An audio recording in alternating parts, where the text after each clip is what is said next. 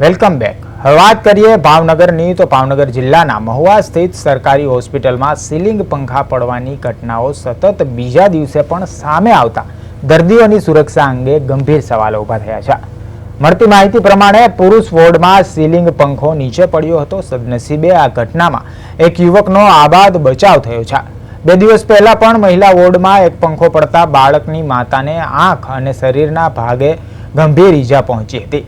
સતત બીજી ઘટનાએ હોસ્પિટલની જાળવણી અને સુરક્ષા વ્યવસ્થા સામે પ્રશ્નો ઊભા કર્યા છે।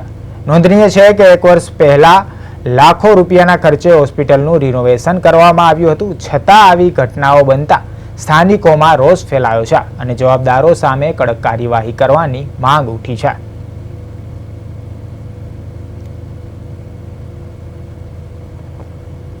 કે ઉપરથી પંખો પીડ્યો, મારો છોકરો બેઠો બેઠો ના લેતો તો ને એકદમ ઈ ઝટકી ઊભો થઈ ગયો।